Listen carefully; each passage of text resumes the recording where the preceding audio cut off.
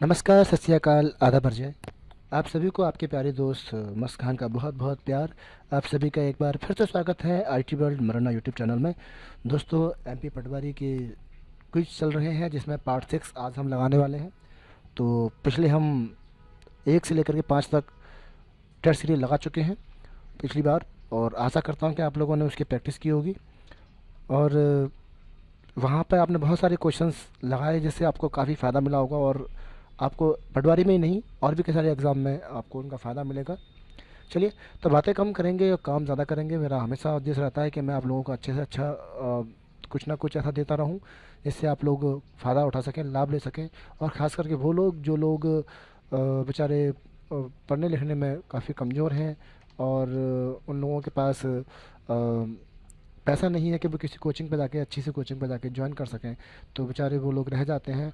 और मैं उनके लिए यहाँ पर ख़ास करके मतलब क्वेश्चन बनाता हूँ ताकि वो लोग अपने इन क्वेश्चंस को पढ़ें और फ्री में, बिल्कुल फ्री में अपनी कंपटीशन की तैयारी, अपने एग्ज़ाम की तैयारी या अपने कंप्यूटर कोर्स से रिलेटेड तमाम कोर्सेज़ जहाँ मैं सिखाऊँगा और सिखा रहा हूँ धीरे धीरे, उनको सीखते रहें, आगे बढ़ते रहें।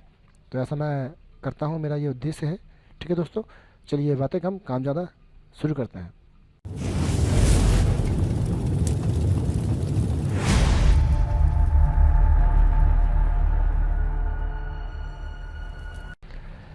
पहला क्वेश्चन है कि MIS का पूरा नाम क्या है।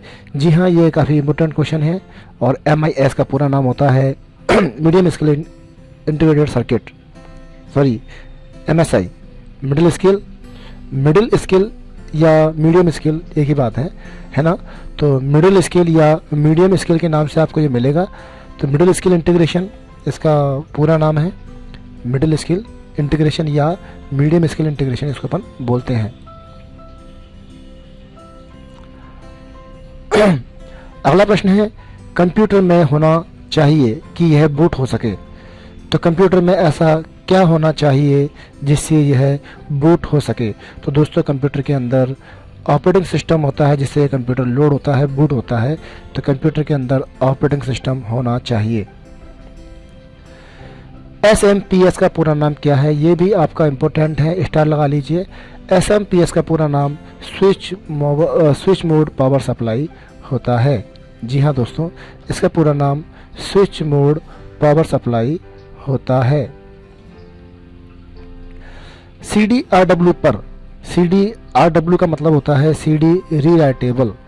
तो ये क्या करता है, सूचना को रीड करता है, राइट करता है और रीराइट किया जाता है। इस पर सूचना को लिख सकते हैं, बाद में दोबारा लिख सकते हैं, ये काम इस पर किया जाता है।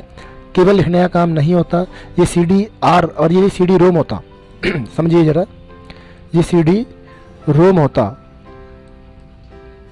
तो हम इस पर केवल सूचना लिख सकते थे, केवल सूचना को राइट कर सकते थे। तो ये राइट करने का काम करेंगे तो रीड भी कर सकेंगे और सूचना को रीड राइट कर सकते हैं। रीड और राइट दोनों काम कर सकते हैं, वो ब्लैंक CD पे भी होता है। लेकिन CDRW पे क्या होता है, सूचना को रीड राइट और रीराइट भी कर सकते हैं, दोबारा से फिर से लिख सकते हैं। अगला दोस्तों अगला प्रश्न है, वर्तमान पीढ़ी के कंप्यूटर में प्रयोग किया जाता है। तो वर्तमान पीढ़ी के कंप्यूटर में हम AI आर्टिफिशियल इंटेलिजेंसी इस्तेमाल करते हैं। यहाँ पे AI ऑप्शन दिया नहीं है, लेकिन यहाँ पर ULSI दिया हुआ है जो कि अल्ट्रा लार्ज स्केल इंटीग्रेशन होता है। इसे आप याद कर लीजिए, full form ultra large scale integration circuit. ये हमारे पिछले शायद पार्ट 1 में या पार्ट 2 में आ चुका है क्वेश्चन, इम्पोर्टेंट भी है कि इसका फुल फॉर्म क्या है, ULSI का पूरा नाम क्या होता है। ये एग्ज़ाम में कई बार आता है तो ये इम्पोर्टेंट भी है, तो इसको आप याद ज़रूर करें। अगली पीढ़ी के कंप्यूटर में प्रयोग किया जाएगा। अगली पीढ़ी के कंप्यूटर में, अगली मतलब होता है जो नेक्स्ट आने वाली है। तो 5वीं पीढ़ी चल रही है और 5वीं पीढ़ी में अभी कोशिश की जा रही है कि हम कुछ अच्छे से अच्छा लाएं, अभी कोशिश की जा रही है उसके अंदर। तो वो उसके अंदर AI आर्टिफिशियल इंटेलिजेंसी को लाने की कोशिश की जा रही है। तो अगली पीढ़ी में AI का इस्तेमाल ही किया जाएगा, अभी भी कई जगह पे इसका इस्तेमाल हो रहा है दोस्तों। सेकेंडरी स्टोरेज से डाटा के लिए रिक्वेस्ट मिलने के बाद वास्तविक डाटा ट्रांसफ़र के लिए लगने वाले समय को कहते हैं। यानी कि हमारी जो सेकेंडरी मेमोरी होती है, यानी कि हार्ड डिस्क है या आपकी CD ड्राइव है या जो भी है, हार्ड डिस्क से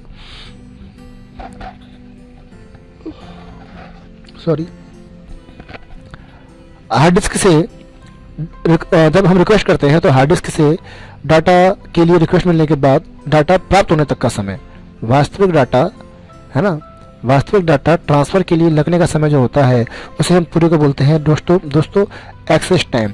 ये हमने फंडामेंटल में बताया है। फंडामेंटल के अंदर जब हमने हार्ड डिस्क के बारे में बताया कि हार्ड डिस्क क्या होता है, तब बताया है कि हार्ड डिस्क में सीक टाइम क्या है, एक्सेस टाइम क्या है, रोटेशनल टाइम क्या है, वहाँ हमने पूरा बताया हुआ है। तो वहाँ आप एक बार देख लीजिए तो क्लियर हो जाएगा कि सीक टाइम क्या होता है, एक्सेस टाइम क्या होता है, रोटेशनल टाइम क्या होता है, आपको क्लियर हो जाएगा। ये क्वेश्चन मोस्ट इम्पोर्टेंट है, इसको आप स्टार लगा लीजिए। पेन कॉपी लेकर बैठें और जो स्टार लगा रहा हूँ उन क्वेश्चन को आप ज़रूर नोट कीजिएगा, है ना। और मैं इनकी PDF फाइल भी लिंक में डाल दूँगा, जिससे आप इनको आप ले सकें, आपको ये इजीली मिल सकें, ठीक है। तो माउस की क्रिया single click, double click, drag click, तो ड्रैग सारे काम होते हैं माउस के अंदर, क्या होते हैं, सारे काम होते हैं, तो इसलिए ऑल बिल्कुल सही है। ये भी कई बार एग्जाम में आया हुआ है। कंप्यूटर की आवाज़ को सुनने या रिकॉर्ड करने के लिए किस कार्ड का प्रयोग किया जाता है? जी हाँ, ये भी इम्पोर्टेंट है, आप स्टार लगा लें। कंप्यूटर के अंदर साउंड को बनाने का काम, साउंड को प्रोड्यूस करने का काम जो होता है वो करता है साउंड कार्ड।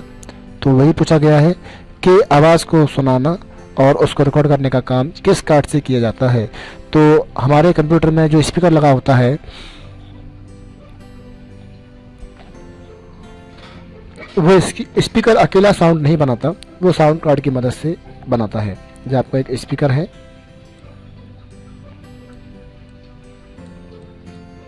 ठीक है, जो साउंड जो बनाता है वो साउंड, एक साउंड कार्ड लगा होता है कंप्यूटर के अंदर, उसकी मदद से ये बनाता है, ठीक है दोस्तों।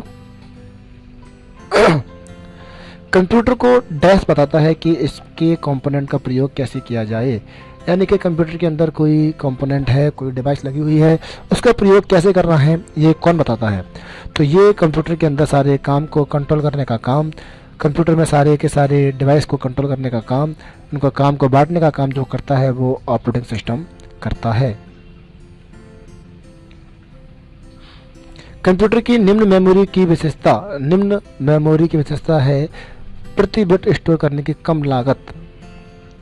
कंप्यूटर की निम्न मेमोरी की विशेषता है प्रति बिट स्टोरेज की कम लागत, यानी कि सबसे कम कंप्यूटर की पूछा गया कि कंप्यूटर की निम्न मेमोरी है, विशेषता है जो बिट पर स्टोर की कम लागत है, यानी कि किस में डाटा बिट में स्टोर होता है।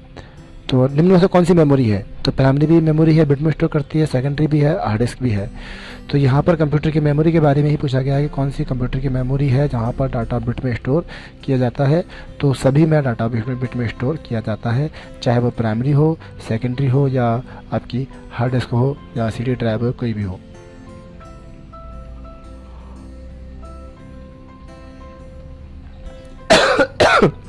सॉरी।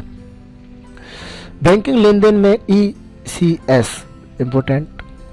बैंकिंग लेन देन में आजकल हम बहुत बैंकिंग लेन देन करते हैं, तो उसमें ECS का पूरा नाम क्या होता है दोस्तों? उसको हम इलेक्ट्रॉनिक क्लियरिंग सर्विस बोलते हैं, या आप फुल फॉर्म याद कीजिएगा, इसको हम इलेक्ट्रॉनिक क्लियरिंग सर्विस कहते हैं। अभी हम बेसिकली फंडामेंटल के क्वेश्चन चला रहे हैं, धीरे धीरे हम Windows, Word, Excel, PowerPoint, Linux सभी पे पहुँचेंगे, है ना, नेटवर्क पे पहुँचेंगे। तो यहाँ पर इसका जो आंसर है इलेक्ट्रॉनिक क्लियरिंग सर्विस, इसका फुल फॉर्म होता है दोस्तों। कंप्यूटर के क्षेत्र में BAS.DOC.HTML या और भी कई नाम जो होते हैं एक्सटेंशन दे करके, वो क्या होते हैं, इनका मतलब क्या होता है ये, है ना। तो .BAC.DOC क्या है, आप देख के समझ गए होंगे कि ये एक्सटेंशन होते हैं। ये क्या होते हैं? ये एक्सटेंशन होते हैं। तो इसका मतलब है ये क्या है? एक्सटेंशन है, ठीक है। बैंक में चेक को रीड करने का काम कौन सी विधि का प्रयोग किया जाता है? बैंक में हम जब चेक को जांचते हैं तो उसके लिए किस विधि का इस्तेमाल करते हैं दोस्तों? तो ये बेसिक सा क्वेश्चन है। हम सभी जानते हैं कि magnetic ink character recognition MICR का इस्तेमाल बैंक में चेक को जांचने के लिए किया जाता है। इसको आप अच्छे से याद कर लीजिए। MICR के बारे में एग्ज़ाम में कई बार कुछ ना कुछ आता है, चाहे वो फुल फॉर्म हो, चाहे वो MICR का यूज़ हो, चाहे वो ये हो कि चेक जो प्रिंट किए जाते हैं वो किस स्याही से प्रिंट किए जाते हैं। तो जो चेक होते हैं दोस्तों वो मैग्नेटिक इंक यानी कि MI के द्वारा प्रिंट किए जाते हैं, मैग्नेटिक इंक के द्वारा प्रिंट किए जाते हैं। ठीक है दोस्तों। वर्चुअल मेमोरी क्या है? वर्चुअल मेमोरी क्या होती है? हार्ड डिस्क की मेमोरी जिसे CPU एक्सटर्नल रैम की तरह इस्तेमाल करता है। जो आजकल मेमोरी जो मोबाइल आ रहे हैं उसमें कहते हैं ना कि इसके अंदर हम रैम को इंक्रीज़ कर सकते हैं, है ना। आजकल बहुत सारे मोबाइल मार्केट में अवेलेबल हैं जो बोलते हैं कि 8 GB रैम का ये मोबाइल है, लेकिन बाद में इसको हम 16 GB में, 15 GB में, 12 GB में कन्वर्ट कर सकते हैं। तो वो यही होती है जो कि आपकी इंटरनल मेमोरी होती है। जो आपके अंदर जो इंटरनल मेमोरी आपके मोबाइल में आती है उस मेमोरी के कुछ पार्ट को रैम की तरह इस्तेमाल किया जाता है। तो जब कंप्यूटर के अंदर हम हार्ड डिस्क लगाते हैं तो हार्ड डिस्क के कुछ हिस्से को हम रैम की तरह यूज करते हैं, तो उसे दोस्तों हम वर्चुअल मेमोरी के नाम से जानते हैं। क्लियर हो गया होगा। नेक्स्ट, कंप्यूटर शब्दावली में एक शब्द प्रौद्योगिकी में एक बदलाव है जो कंप्यूटर का उपयोग किया जा रहा है। यानी कि ऐसा शब्द कौन सा है जो कंप्यूटर के बदलाव में, कंप्यूटर के डेवलपमेंट में एक के बाद एक, दर के बाद दर या बदलाव में इस्तेमाल किया जाता है। पूछा गया है कंप्यूटर शब्दावली में एक शब्द ऐसा शब्द है जिसमें एक बदलाव है जो बदलाव के बाद इस्तेमाल किया जाता है ना। तो उसे हम जनरेशन कहते हैं, उसे हम पीढ़ी कहते हैं। एक first generation, second generation, third generation, है ना। तो हम उसे क्या कहते हैं? पीढ़ी कहते हैं। विकास नहीं कहते, डेवलपमेंट नहीं कहते, उन्नति नहीं कहते, विकास नहीं कहते। क्या कहते हैं? उसे हम पीढ़ी कहते हैं, जनरेशन कहा जाता है। कंप्यूटर के अंदर जो बदलाव को हम एक शब्द में इस्तेमाल करते हैं उसको हम यही इस्तेमाल करते हैं कि जनरेशन। क्या आपका कंप्यूटर किस जनरेशन का है, आपका प्रोसेसर किस जनरेशन का है। कभी ये नहीं कहते कि आपका कंप्यूटर किस विकास का है ना। इसके बाद अगला प्रश्न है, खाली स्थान कंप्यूटर विज्ञान में एक उभरती हुई शाखा है जो कंप्यूटर को मानव की तरह सोचने के साधन और तरीके व्याख्यात करती है। यानी कि ऐसी कौन सी शाखा है जिसमें हम कंप्यूटर को मानव की तरह, कुछ हद तक मानव की तरह सोचने समझने लायक बनाते हैं। जो काम मानव कर सकता है वो काम हम मशीनों से कर सकते हैं। वो कौन सी शाखा कहलाती है? उसको हम दोस्तों आर्टिफिशियल इंटेलिजेंसी कहते हैं। AI करेक्ट आंसर है। AI आर्टिफिशियल इंटेलिजेंसी कहते हैं। यूनिबैक का पूरा नाम क्या है? इसका पूरा नाम दोस्तों है यूनिवर्सल ऑटोमेटिक कंप्यूटर। यूनिबैक का पूरा नाम क्या है? यूनिबैक का पूरा नाम यूनिवर्सल ऑटोमेटिक कंप्यूटर है। ये फुल फॉर्म इम्पोर्टेंट है, इसको आप नोट कर लें। और ये पहले भी कई बार एग्जाम में आ चुकी है और यहाँ पे भी हमने प्रैक्टिस सेट में इसे 1-2 बार इसे रिपीट कर चुके हैं। तो यहाँ पे दोबारा से अगेन ये आया हुआ है दोस्तों, तो इसको आप समझें, याद कर लें इसको। कंप्यूटर ना थकने वाला, ना बोर होने वाला डिवाइस है, इसे क्या कहते हैं? कंप्यूटर का ना थकने का जो गुण होता है, जो कंप्यूटर के अंदर ना थकने वाले का जो उसका कैरेक्टर है, जो एडवांटेज है, उसे हम दोस्तों डिलीजेंस कहते हैं। डिलीजेंस का हिंदी मतलब होता है थकावट ना होना, यानी कि बोर ना होना, है ना। तो डिलीजेंस, कंप्यूटर का ना थकने वाला गुण क्या कहलाता है? डिलीजेंस कहलाता है। इंटीग्रेटेड सर्किट का संबंध कंप्यूटर की किस पीढ़ी से है? ये मोस्ट इम्पोर्टेंट। IC का संबंध कंप्यूटर की किस पीढ़ी से है? इसके बारे में डिटेल में मैं बता चुका हूँ पहले भी, और इस क्वेश्चन में भी पहले भी कई बार मतलब रिपीट हो चुका है। अब फिर बता रहा हूँ, वैक्यूम ट्यूब जो है वो फर्स्ट जनरेशन का संबंध है। ठीक है। ट्रांजिस्टर जो है, ट्रांजिस्टर वो दोस्तों सेकंड पीढ़ी का है। और IC जिसको इंटीग्रेटेड सर्किट बोला गया है वो दोस्तों तीसरी पीढ़ी का है। किसका है? तीसरी पीढ़ी का। तो यहाँ पर IC थर्ड जनरेशन से संबंधित है। यहाँ मैंने तकरीबन 20 या 22 क्वेश्चंस मैंने यहाँ पर पुटअप कर लिए हैं दोस्तों, और उम्मीद करता हूँ कि आपको ये क्वेश्चन अच्छे लगे होंगे। कुछ इजी भी हैं, ज़्यादा कठिन नहीं है। तो आपको ये याद करें, इनकी प्रैक्टिस करें, 1 से 2 बार आप वीडियोस देखें या फिर नोट कर लीजिए, तो वहाँ पर आप पढ़ लीजिए, आपको नेट का डाटा बचेगा। ठीक है, तो अच्छा लगेगा आपको। और ये बने रहिए, लगे रहिए और इसमें इस तरह के क्वेश्चंस को पढ़ते पढ़ते रहिए। और बहुत सारे ऑब्जेक्टिव सीरीज लेके आने वाले हैं हम, जो कि आपके कंपटीशन में बहुत काम आएंगे। मोस्ट इंपॉर्टेंट है दोस्तों ये। तो मिलेंगे अगली वीडियो में, तब तक के लिए good luck and good bye.